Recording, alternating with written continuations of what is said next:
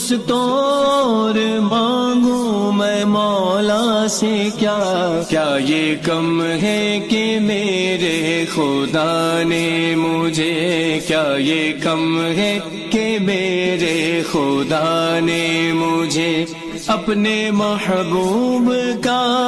बिस्मिल्लाहिर्रहमानिर्रहीम, बिस्मिल्लाहिर्रहमानिर्रहीम। नाज़रीन व सामीन कराम, अस्सलामु अलैकुम वरहमतुल्लाहि वबरकातुहू। नाज़रीन व सामीन कराम, बहुत से दोस्तों ने मुझे फरमाइश की कि आपने मिर्ज़ा ग़ुलाम अहमद कादियानी जो बानी जमात अहमदिया है और बहाउल्लाह ईरानी का एक वीडियो के अंदर हमें तारुफ़ करवाया था, तो हमें इसका मज़ीद तारुफ़ करवा दें कि बहाई मज़हब क्या है और कादियानी मज़हब क्या है। तो पहले तो इसका मुख्तसर सा तारुफ़ वो ये है कि कादियानी मज़हब जो है ये हिंदुस्तान का ईजाद करदा मज़हब है, यानी वहाँ का है, और जो बहाई मज़हब है ये ईरान का है, यानी कादियान वर्सेस ईरान। तो कादियान के अंदर मिर्ज़ा ग़ुलाम अहमद कादियानी बानी जमात अहमदिया ने इमाम मेहदी होने का दावा किया। बहुत से दावे किए, इंशाल्लाह आहिस्ता आहिस्ता आगे भी चलेंगे। और वहीं पर ईरान के अंदर अभी मिर्ज़ा कादियानी साहब जो बानी जमात अहमदिया हैं, ये तकरीबन मेरा ख़्याल में जिसे आप आम ज़बान में कहते पहनने की उम्र, तकरीबन ये उनकी एज होगी जब ईरान के अंदर बहाउल्लाह मोहम्मद अली बाब ने इमाम मेहदी का दावा किया।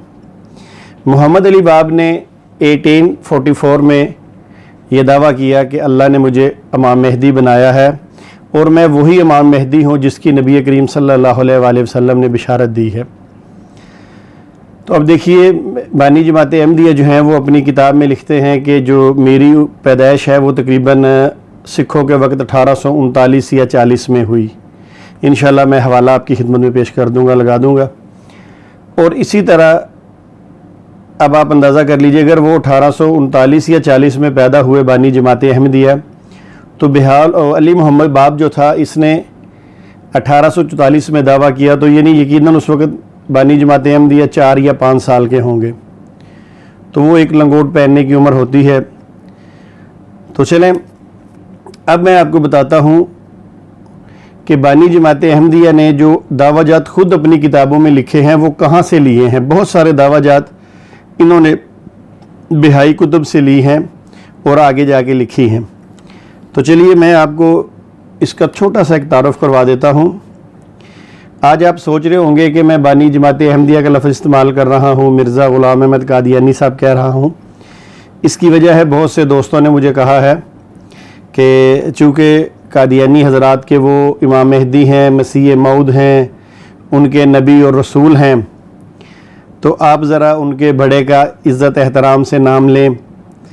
तो मैंने कहा चलें, हम जिस दीन पे चल रहे हैं हज़रत मोहम्मद मुस्तफ़ा सल्लल्लाहु अलैहि वसल्लम के दीन पे, तो इंशाल्लाह हम इनको प्यार मोहब्बत से इस्लाम की दावत देंगे।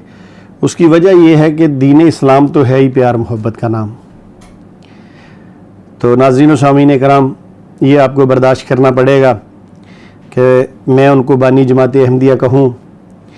तो आइए पहले हम देखते हैं उस इमाम मेहदी को जिसने ईरान के अंदर दावा किया इमाम मेहदी होने का। उसके आगे जो फॉलोअर हैं वो किताबें लिख रहे हैं, जिस तरह जमात अहमदिया के लोग किताबें लिख रहे हैं। ये मेरे पास पड़ी तारीख़ अहमदियत, तारुफ़ अहमदियत, फिर ये तारीख़ अहमदियत की कुछ जिल्दें हैं, ये हदीक़तुस सालिहीन है, रिव्यू ऑफ रिलीजन्स, फिर इनके बशीरुद्दीन महमूद साहब की किताब। इस तरह जमात अहमदिया के जो आगे आने वाले बंदे हैं वो किताबें लिख रहे हैं। इसी तरह बहाई मज़हब के लोग भी अपने मज़हब के बारे में किताबें लिख रहे हैं। बहाउल्लाह की जो अली मोहम्मद बाब की बातें हैं वो उनको पेश कर रहे हैं।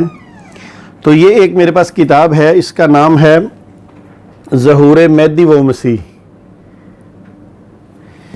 अब इसके अंदर अली मोहम्मद बाब के बारे में लिखा है जिसने इमाम मेहदी होने का दावा किया।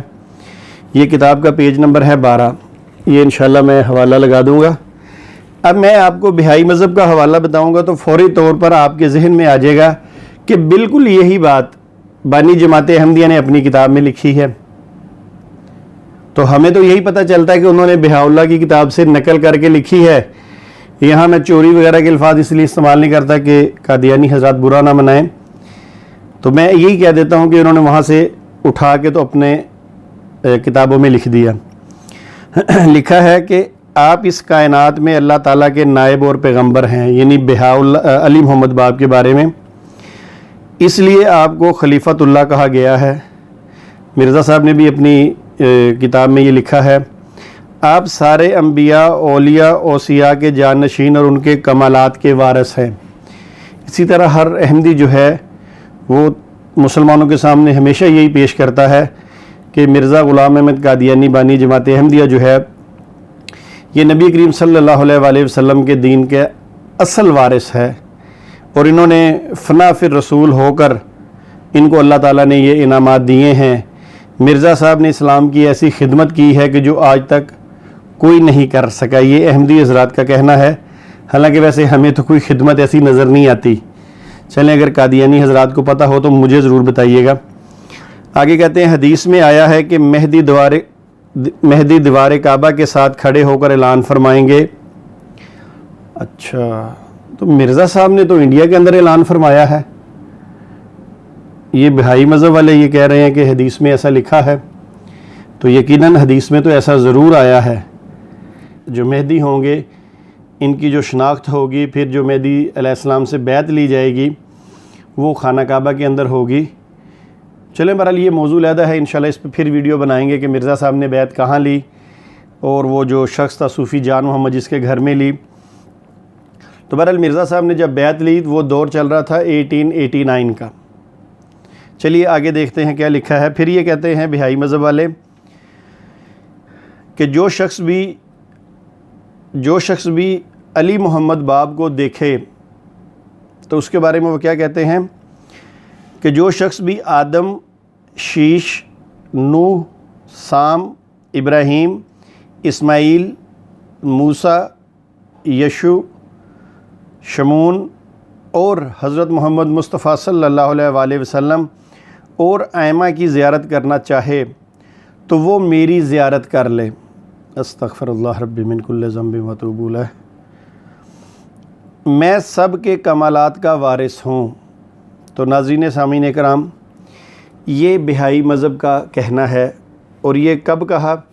जब सैयद अली मोहम्मद बाब ने 1844 में ये दावा किया तो उसने ये बात अपने पर चस्पा की। चलिए, ये तो थी किताब बहाई मज़हब की।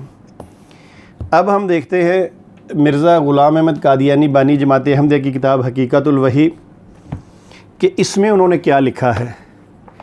तो नाज़रीन व सामीन इकराम, इसका पेज नंबर है 76 और यहाँ लिखा हुआ है हाशिये में नीचे, इस वही इलाही में खुदा ने मेरा नाम रुसल रखा।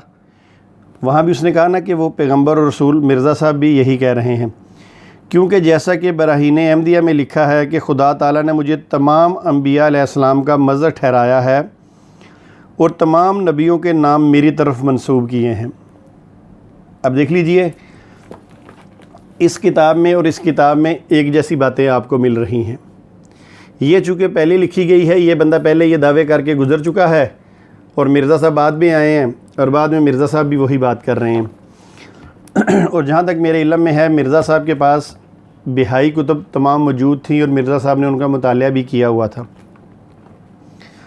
कहते हैं तमाम नबियों के नाम मेरी तरफ मंसूब किए गए हैं। मैं आदम हूँ, आपने वो भी नाम देखे बहाई कुतुब में।